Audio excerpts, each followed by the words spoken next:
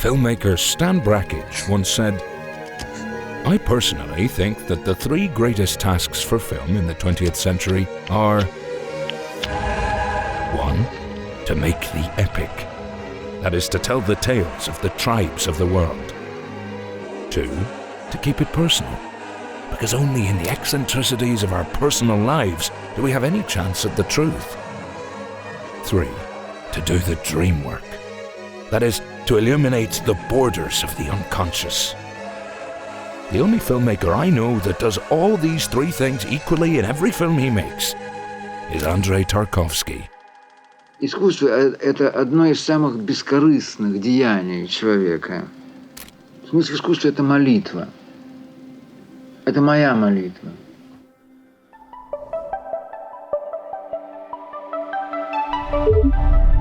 This is the directing style of Andrei Tarkovsky.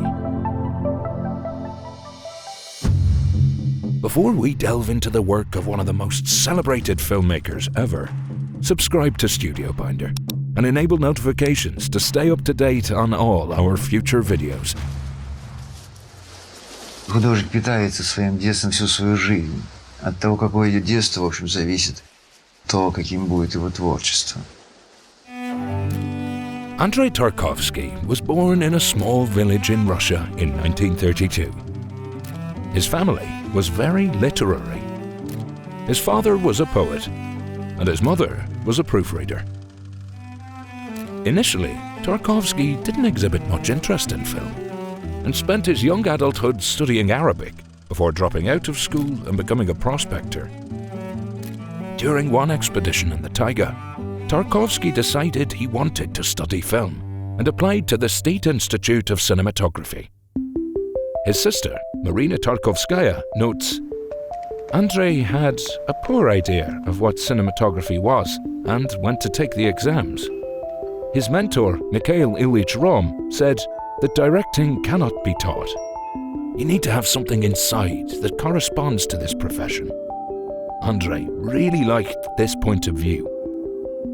From there, Tarkovsky was exposed to the work of greats like Robert Bresson, Akira Kurosawa, and Ingmar Bergman, all of whom influenced his style considerably. By the end of his career, the Russian director would rank among these names. Film scholar Nick James writes, "In the course of just 7 feature films, Andrei Tarkovsky changed what cinema as an art form could achieve." Tarkovsky's films are both singular in style and universal in theme, and these qualities begin with his approach to story. Проснулись? Tarkovsky once argued that a director who makes a film entirely based on somebody else's screenplay necessarily becomes an illustrator. As such, he was typically intimately involved in the scripting process on most of his projects.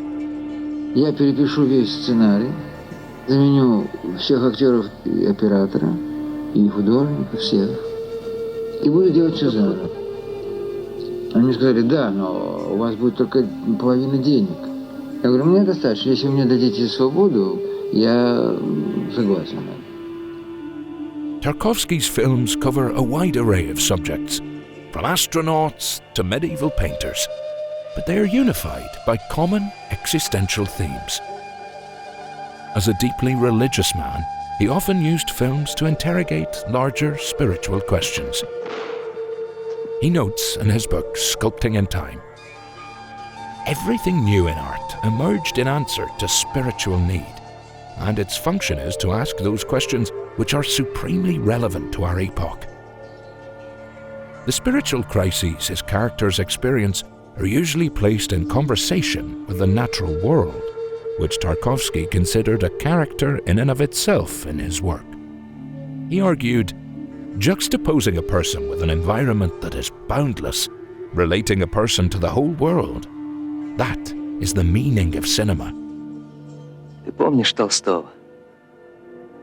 Его мучения по поводу невозможности любить человечество вообще. Нас ведь так мало. Всего несколько миллиардов, горстка. А может быть, мы вообще здесь только для того, чтобы впервые ощутить людей как повод для любви? а? Tackling these larger philosophical quandaries means that most of Tarkovsky's films do not provide neat or obvious answers, but rather prompt the audience to continue to think about questions long after the movie has ended. Akira Kurosawa said of Tarkovsky's work, "Every cut from his films is a marvelous image in itself, but the finished image is nothing more than the imperfect accomplishment of his idea. His ideas are only realized in part, and he has to make do with it." Tarkovsky preferred to approach his ideas non-linearly, influenced heavily by his father's poetry. He noted that, "I find poetic links, the logic of poetry in cinema, extraordinarily pleasing. They seem to me perfectly appropriate to the potential of cinema as the most truthful and poetic of art forms." Mirror, arguably Tarkovsky's most poetic film, goes so far as to include lines from his father's poetry. С утра я тебя дожидался вчера. Они догадались, что ты не придешь. Ты помнишь, какая погода была, как в праздник? И я выходил без пальто. Сегодня пришла и устроили нам какой-то особенно пасмурный день и дождь, и особенно поздний час. И капли бегут по холодным ветвям. Ни словом унять, ни платком утереть. Despite the headiness of his films, Tarkovsky was also sure to imbue his work with emotion. All art is intellectual, he argued. But for me, all the arts, and cinema even more so, must above all be emotional and act upon the heart. Ну все, хватит, успокойся. As with all great directors, his approach to story influenced his approach to all other aspects of filmmaking, including production design. Almost all of Tarkovsky's work has a distinct atmosphere, an ethereal feeling that permeates every frame. This is in large part because of his careful and immersive production design. For the house in Mirror, for example, Tarkovsky and his team would spend days on the set before filming, simply in order to better understand how the set interacted with its environment. Tarkovsky explains, "We wanted to immerse ourselves in the sensations of the people who had once lived in that house and had watched the same sunrises and sunsets, the same rains and mists, some 40 years previously." Because of his fixation with the natural world, a large part of Tarkovsky's production design depends on location. The director's vistas are heavily influenced by Russia's ecosystems. Natural motifs appear across his filmography, such as fire, water, and wind. For his science fiction films like Solaris and Stalker, the director and his team similarly created spaces that felt lived in and real, rather than the sterile environments that are so common in the genre. In these films, the technology of the futuristic worlds are often juxtaposed with the natural world. These production design and location elements then build a distinct color palette. Tarkovsky had a complicated relationship with color in film. Earlier in his career, he dismissed color in movies as a commercial gimmick. He argued that color called attention to itself and distracted an audience. In everyday life, we seldom pay any special attention to color, he argued. A black and white film immediately creates the impression that your attention is concentrated on what is most important. On the screen, color imposes itself on you, so it's not right for the audience to be constantly aware of color. As his career progressed, he softened to color movies, but his films maintained a muted and minimalist palette. Many Tarkovsky films utilize a mix of monochrome sequences with color sequences, often deliberately using color's attention-grabbing qualities. He explained his approach. "The line that separates unawareness of color from the moment when you start to notice it is quite imperceptible. Our unbroken, evenly paced flow of attention will suddenly be concentrated on some specific detail. A similar effect is achieved in a film when coloured shots are inserted into black and white.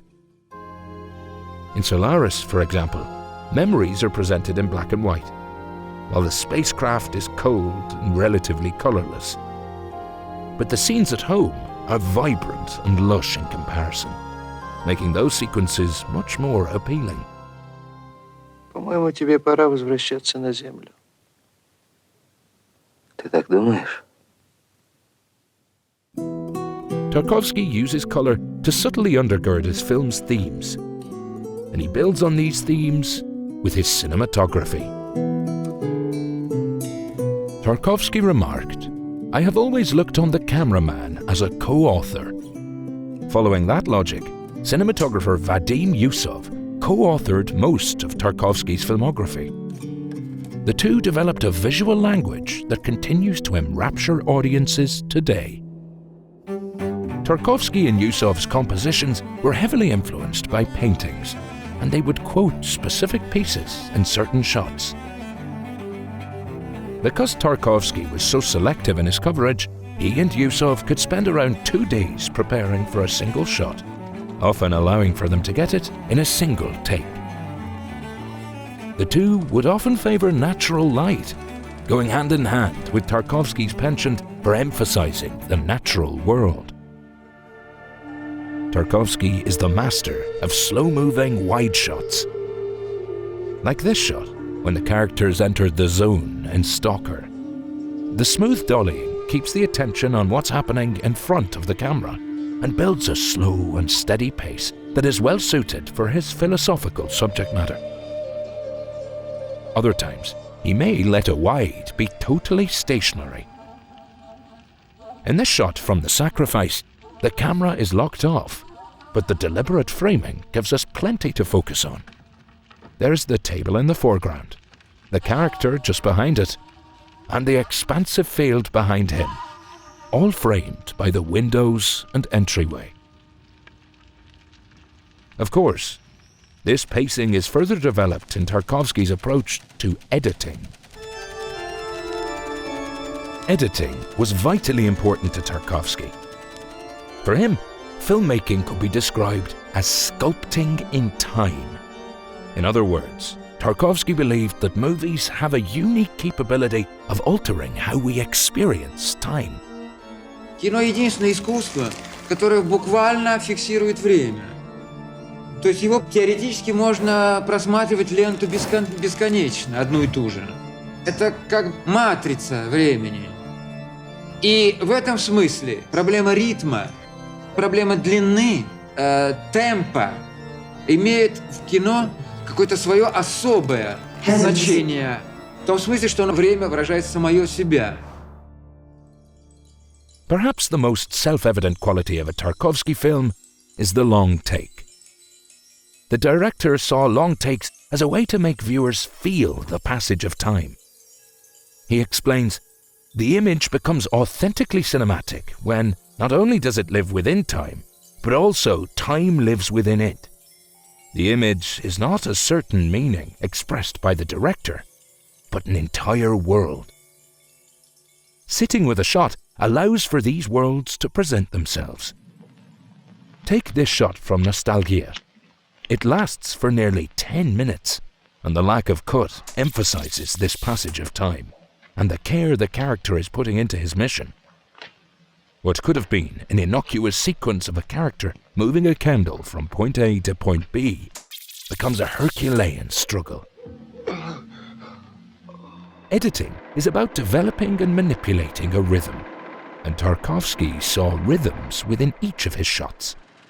He argued, time, imprinted in the frame, dictates the particular editing principle. And the pieces that won't edit, that can't be properly joined, are those which record a radically different kind of time. Tarkovsky would aim to cut at the peak of what he called the pressure of time. And often, this pressure would build the longer he held on a shot.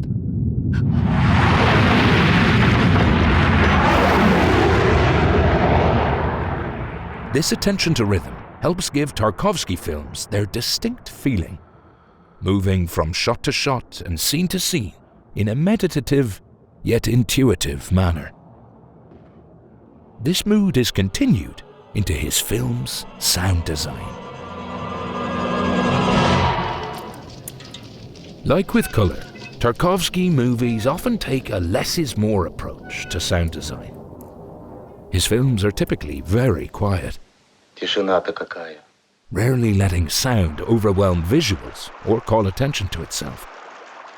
And also like with color, Tarkovsky will use sound to subtly influence an audience's attention. In many scenes, he will take a single element and make its sound take the foreground, bringing the audience's focus to that element and informing the scene's perspective. In this scene from Nostalgia, for example, the sound design is almost entirely noises of water, drawing our attention to the flooded scenery.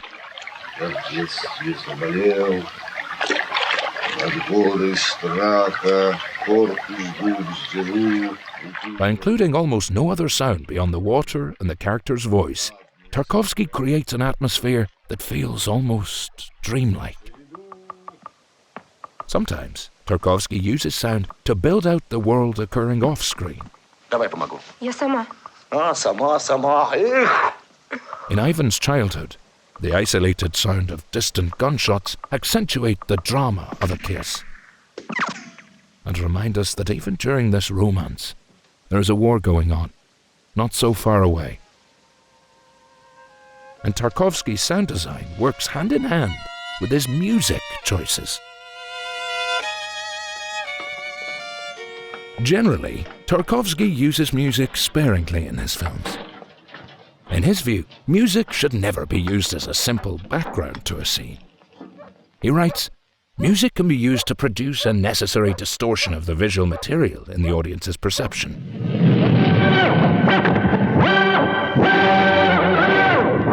But music is not just an appendage to the visual image. It must be an essential element of the realization of the concept as a whole. When he did use music, he would often use classical pieces from both Russian and Western composers.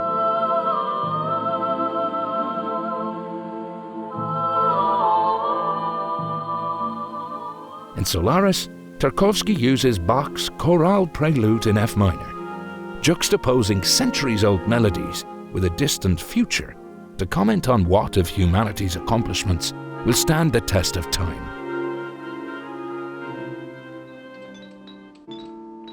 This sparse soundtrack in Andrei Rublev, meanwhile, works in concert with the floating camera movement, underscoring the simple sense of wonder permeating the scene.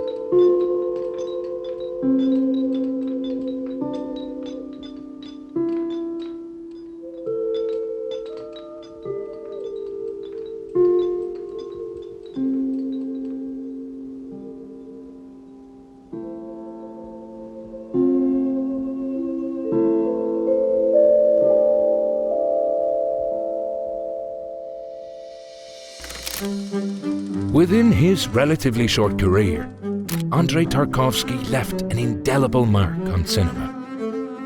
His uncompromising artistic spirit, along with his team of collaborators, left the world with 7 deeply spiritual films. This, after all, was his goal.